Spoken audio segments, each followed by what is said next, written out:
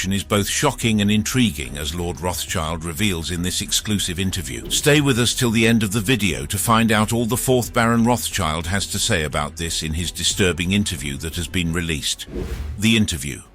In November 1917, British Foreign Secretary Arthur Balfour sent a letter to the second Lord Rothschild expressing the British government's support for a Jewish home in Palestine. This letter, known as the Balfour Declaration, changed the course of history for the Middle East and the Jewish people. The Balfour Declaration, a mere 67 words long, is a document that changed the course of history for the Middle East and the Jewish people. Sent on November 2, 1917 by British Foreign Secretary Arthur Balfour, it expressed the British government's support for the establishment of a Jewish home in Palestine. But why was this declaration addressed to the Rothschild family? To understand the significance of this choice, we must delve into the historical context of the time. The Zionist movement, which aimed to establish a Jewish homeland, was primarily a movement from Eastern Europe. However, there was no clear leadership or figurehead representing this movement. The British government, recognizing the need for a central address, turned to the Rothschild family. The Rothschilds were a prominent and influential family, known for their immense wealth and connections. They had a long history of involvement in various political and financial affairs. It was believed that their influence and resources made them the ideal recipients of such a declaration. Among the Rothschild family, the second Lord Rothschild, Walter Rothschild, was chosen as the recipient of the Balfour Declaration. Walter was an eccentric and colourful character with a passion for collecting. He had amassed the largest collection of ornithological material in Great Britain, showcasing his wide-ranging interests. However, it was Walter's deep interest in the Zionist cause and his involvement in the early years of the establishment of pioneer communities in Israel. Walter's commitment to the Zionist movement made him a natural ally for the British government in their support for a Jewish homeland. Nevertheless, it is important to note that the Rothschild family was not united in their support for the establishment of a national home in Israel. Some members, like James Rothschild, who'd come from France, believed it was better to assimilate into English life and did not support the idea. Nevertheless, others, like Dorothy de Rothschild, played a critical role in advancing the Zionist cause. Dorothy, a major supporter of Israel from a young age, became instrumental in connecting with the British establishment.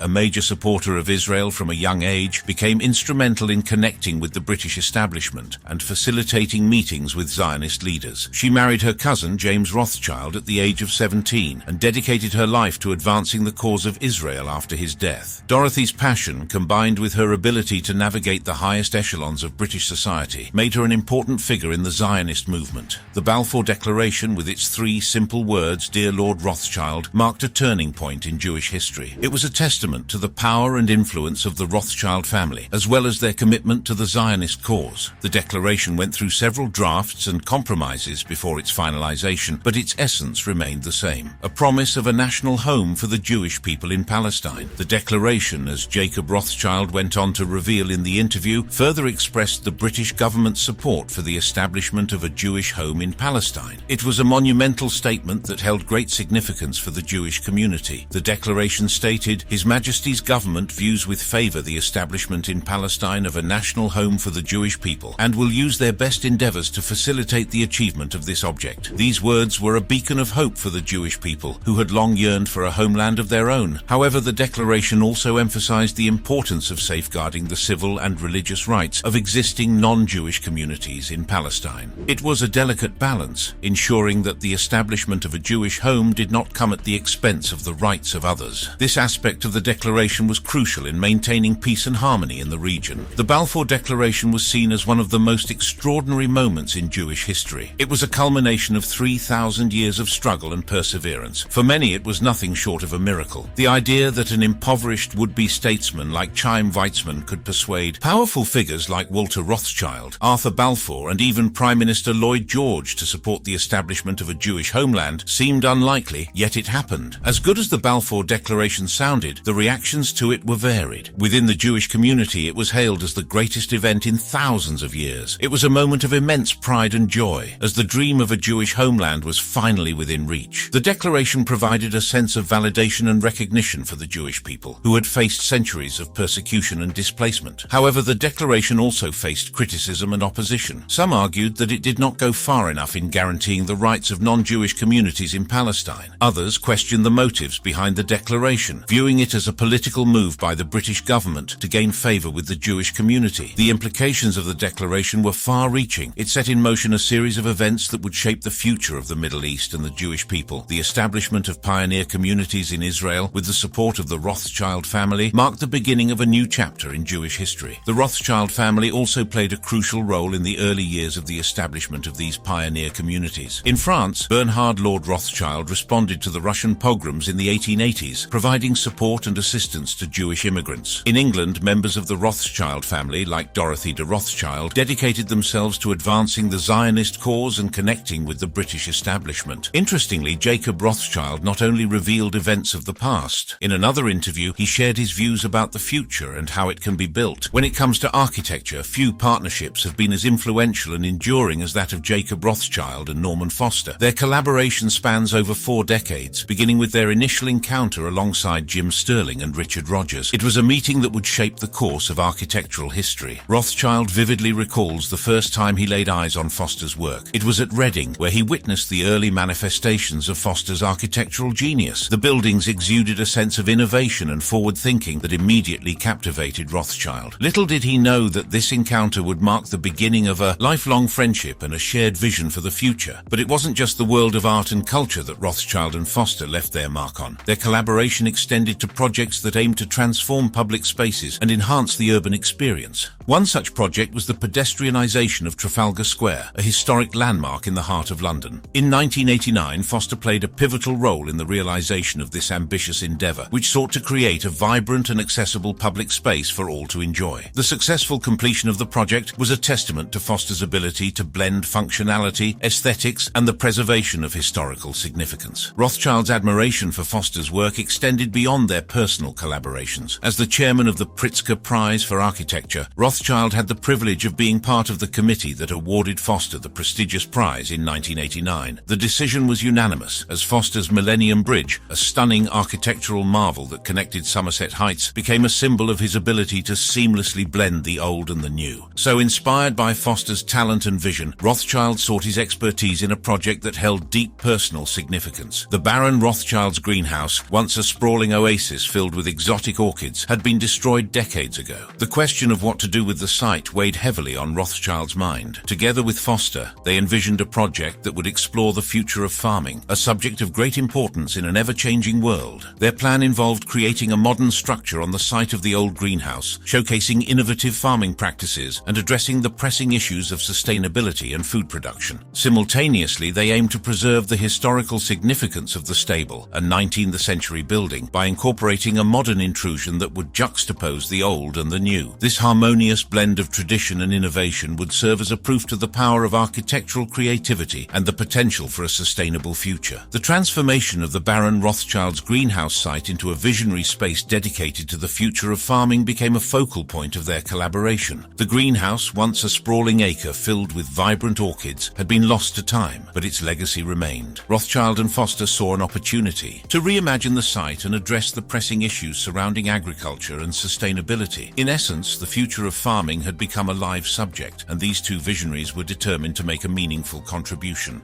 Other interviews.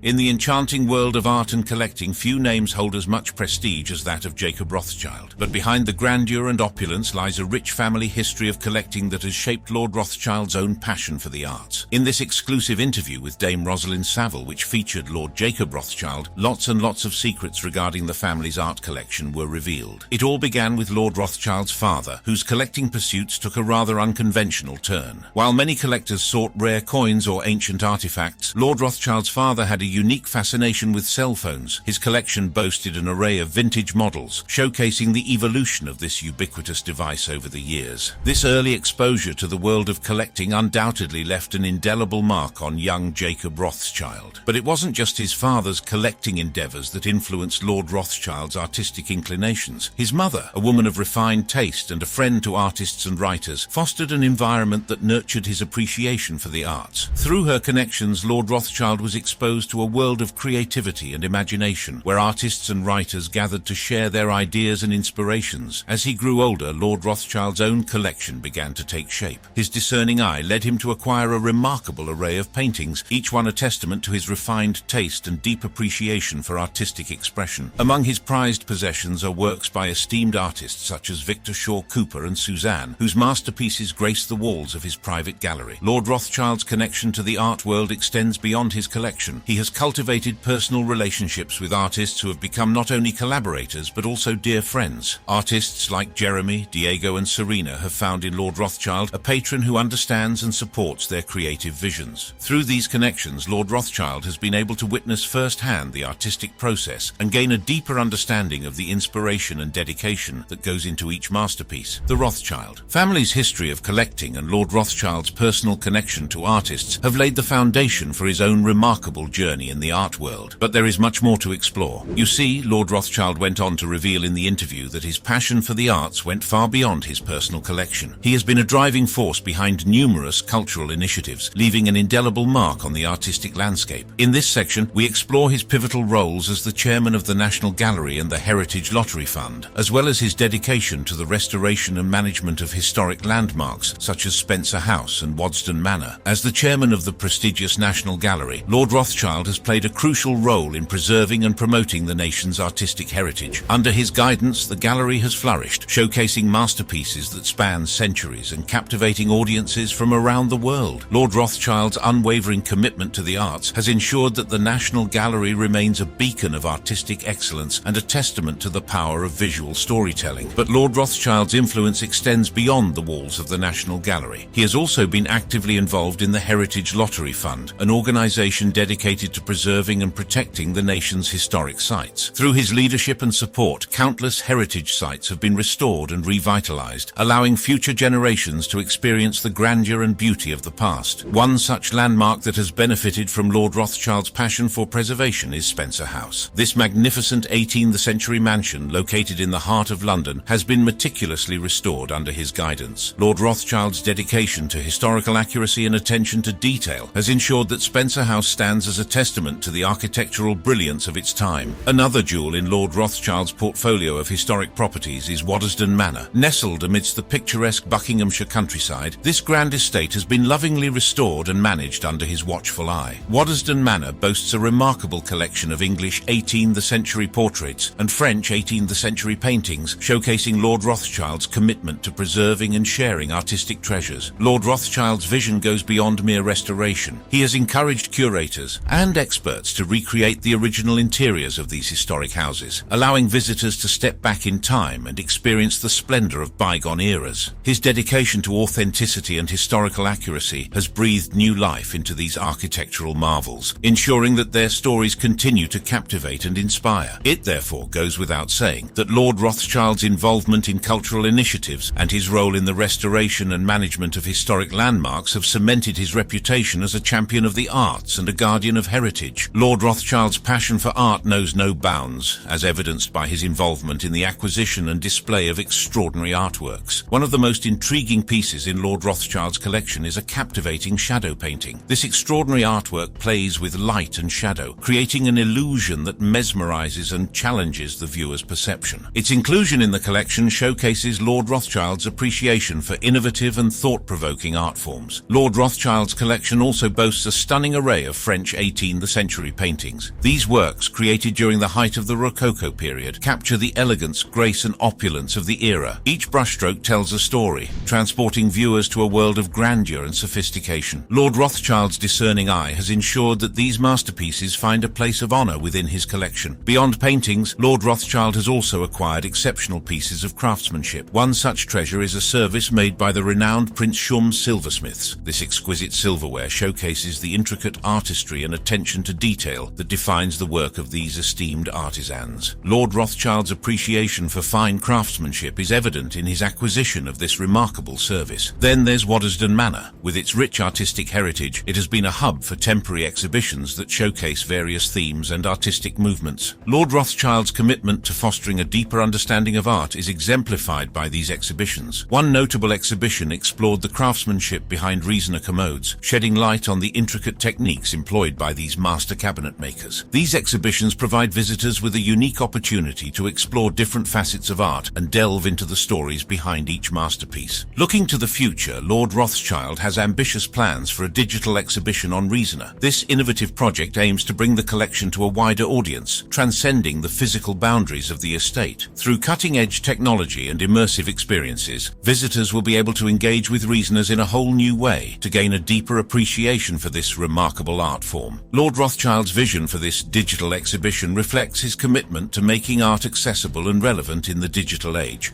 Jacob Rothschild. Jacob Rothschild, the fourth Baron Rothschild, was born on April 29, 1936 in Cambridge, England. He came from a family that valued their Jewish heritage, and his mother, Barbara Judith Rothschild, had converted to Orthodox Judaism upon marrying his father, Victor Rothschild, the third Baron Rothschild. From a young age, Jacob's education played a pivotal role in shaping his future. He attended the prestigious Eton College, where he received a well-rounded education that laid the foundation for his future success. It was during his time at Eton that Jacob's intellectual curiosity and passion for learning began to flourish. After completing his studies at Eton, Jacob went on to pursue higher education at Christ Church, Oxford. There he focused on history and demonstrated exceptional academic prowess, ultimately earning a first-class degree. His dedication to his studies was evident, and he was tutored by the renowned historian Hugh Trevor Roper, further enhancing his knowledge and understanding of the subject. During his time at Oxford, Jacob's involvement in extracurricular activities also played a significant role in shaping his character. He became a member of the Bullingdon Club, an exclusive social club known for its privileged membership and extravagant parties. This association provided Jacob with valuable connections and further solidified his place within the elite circles of British society. Notably, Jacob Rothschild also formed important familial connections during his early life. He had half-siblings, Emma Rothschild and Amschel Rothschild, who shared his family's prestigious lineage. These connections not only enriched his personal life, but also provided him with a network of support